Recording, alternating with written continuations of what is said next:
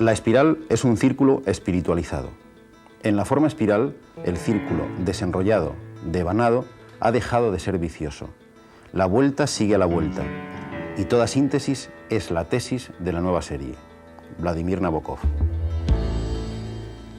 Vamos a introducirnos hoy en un mundo casi hipnótico, que a veces nos produce sensaciones de vértigo y en otras ocasiones nos transporta a paraísos de calma y placidez, pero que siempre deja en nuestro espíritu la zozobra y la inquietud del infinito. Es el mundo mágico de las espirales.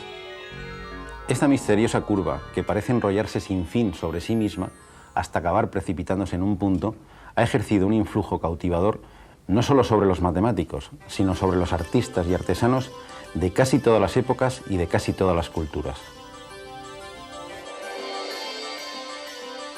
Pero donde aparece con todo su esplendor es en los capiteles jónicos, en los que la curva parece querer huir del peso del arquitrabe, arrepintiéndose al final y retornando sobre sí misma.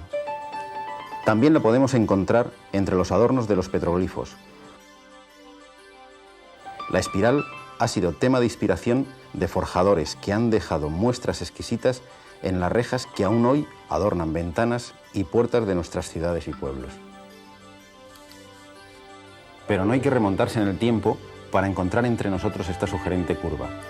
Donde menos lo sospechamos, nos sorprende su agradable presencia.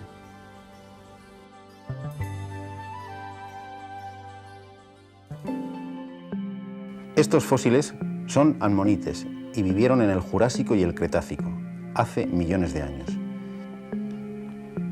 En la actualidad existe un animal descendiente directo de estos moluscos prehistóricos. Es el Nautilus. Su concha, parecida a la de un caracol, dibuja una espiral perfecta. Pero mucho antes aún de que los ammonites poblaran las aguas de este perdido planeta, el universo nos brindaba unos grandiosos ejemplos de espirales, las galaxias. No tenemos que viajar a través del espacio para encontrarnos con espirales. En una borrasca está sucediendo algo similar a lo que sucede en una galaxia. El aire en las regiones más próximas al centro de las bajas presiones gira más rápido que en las regiones alejadas. Sin duda, más temprano que tarde, se acabará formando una espiral.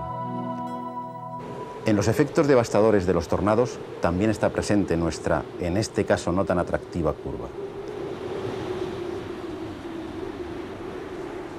Y los pequeños tornados que se producen en nuestro lavabo cada vez que quitamos el tapón también dibujan húmedas espirales. Siempre que en la naturaleza nos encontremos con algún fenómeno que comparta una rotación con una dilatación o una contracción, allí aparecerá, como mudo notario del proceso, la espiral. Hagamos una excursión por el reino vegetal. También aquí la espiral sale a nuestro encuentro en multitud de ocasiones, y no precisamente de manera aislada. Numerosas plantas nos ofrecen un auténtico baile de espirales. Veamos cuántas encontramos en esta piña de piñones.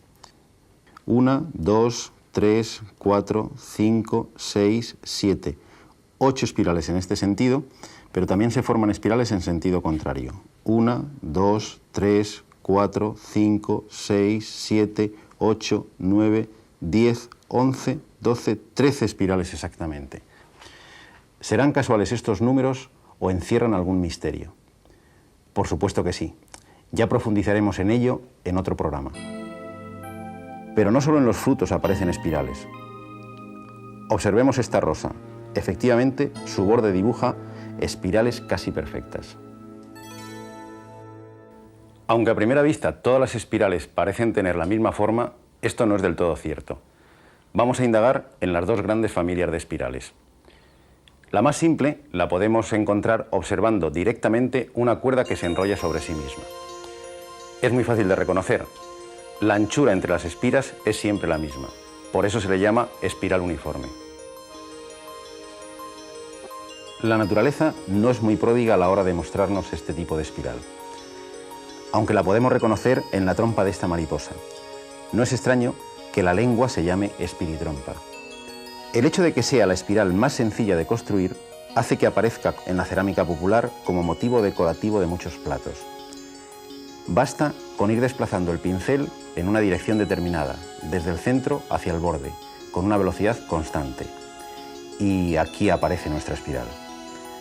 Aunque sería mejor decir la espiral de Arquímedes, conocida así entre los matemáticos, ya que fue este notable físico y matemático griego el primero que, fascinado por su belleza, realizó un estudio profundo sobre las propiedades matemáticas de esta curva, en el siglo III a.C., en un escrito titulado De las espirales.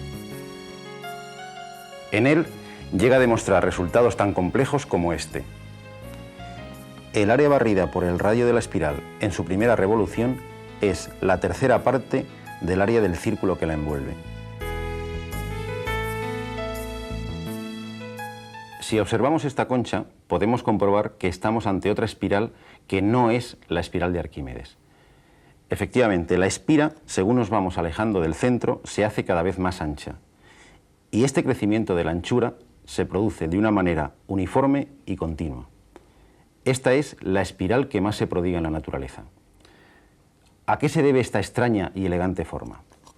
Si damos un corte transversal a la concha, podemos comprobar que está formada por compartimentos separados entre sí mediante tabiques y que se comunican a través de un sifón. El animal ocupa siempre el último compartimento. Según va creciendo, el molusco abandona el compartimento anterior y construye uno nuevo semejante al anterior, pero de proporciones mayores. Y este crecimiento se produce de una manera continua. El borde de la concha describe una curva que es siempre igual a sí misma. A esta curva se le llama espiral logarítmica o equiangular. Se construye trazando sucesivos triángulos rectángulos semejantes, de tal forma que la hipotenusa de uno es un cateto del siguiente, y uniendo posteriormente los vértices consecutivos. La propia construcción de esta espiral nos sugiere el motivo de su abundante presencia como forma que rige el crecimiento de numerosos organismos vivos. Las dos ideas que inspiran este crecimiento son las de rotación más dilatación. Nos explicamos ahora por qué las conchas de muchos caracoles dibujan espirales logarítmicas. Al fin y al cabo, a los caracoles no les queda más remedio que crecer siendo siempre iguales a sí mismos. Pero es el reino vegetal el que nos ofrece los ejemplos más generosos de este tipo de espirales. Las espirales que hemos visto en los girasoles, las margaritas y muchas otras flores, en las piñas, son espirales equiangulares o logarítmicas. Y en todos los conciertos de música clásica, cuando la cuerda entra en acción, la espiral logarítmica escucha complacida desde los esteros de violines y violonchelos. Esta espiral fue descubierta por Descartes, aunque fue Jacques Bernoulli, matemático suizo del siglo XVII, el primer matemático que quedó cautivado por las propiedades de esta curva, hasta tal punto que dejó escrito en su testamento que en su lápida debía figurar una espiral logarítmica con la inscripción Eadem mutata resurgo, resurgiré igual pero cambiada. En el cementerio de matemáticos de Basilea todavía puede encontrarse la lápida con esta espiral, que por ironías de la historia y por ignorancia del cantero resultó ser una espiral arquimediana en lugar de una espiral logarítmica. Seguramente que en el paraíso de los matemáticos, Arquímedes y Bernoulli todavía siguen celebrando esta broma. Veamos un mecanismo sencillo para construirla. Esta construcción se basa en una propiedad ya descubierta por Bernoulli. Mientras el ángulo de giro crece en progresión aritmética, sumando siempre la misma cantidad, el radio correspondiente crece en progresión geométrica, multiplicando siempre el radio anterior por un mismo número. Tendremos así esta sucesión de radios: 1, 1,2, 1,44, 1,73, 2,07, 2,49. Si marcamos en las rectas estos puntos y los unimos, tendremos una espiral logarítmica, que por esta propiedad recibe un tercer nombre: espiral geométrica. El Nautilus y los caracoles hacen esto mismo, pero no dan saltos angulares de 30 grados, sino mucho más pequeños, prácticamente continuos. Por eso ellos dibujan espirales mucho más perfectas que nosotros. La espiral basada en la sección áurea, descubierta por Durero, se parece mucho a la espiral logarítmica. Este parecido ha hecho que muchos científicos hayan identificado a la espiral de Durero con el crecimiento continuo en la naturaleza. La tecnología láser está arrinconando a los viejos discos de baquelita, los famosos microsurcos. ¿Cuántas horas de sensaciones, de alegrías y nostalgias se encierran en el surco de nuestros discos de juventud? Pero detengámonos un momento en este surco que tan buenos ratos nos ha proporcionado. Se parece mucho a una espiral de Arquímedes. Es exactamente igual, salvo por el hecho de que no termina en un punto, sino que acaba abrazando a un círculo central. Se llama involuta del círculo y es otra forma espiral.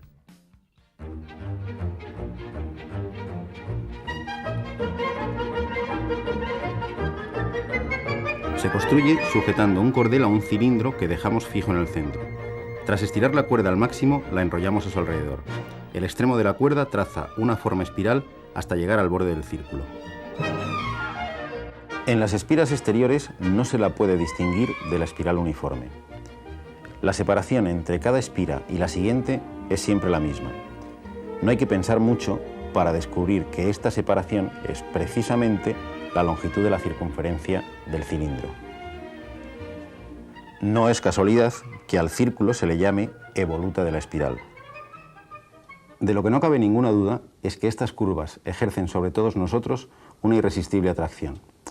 Pero no basta con contentarse apreciándolas en la naturaleza o en las obras de arte de los demás. Todos nosotros podemos ser grandes maestros de la espiral. Construirnos pequeñas obras de arte domésticas es mucho más sencillo de lo que a primera vista podía parecer. Solo necesitamos algo que gire de manera regular y una lámina colocada en su centro. Si desplazamos el rotulador a una velocidad constante, obtendremos una bonita espiral de Arquímedes.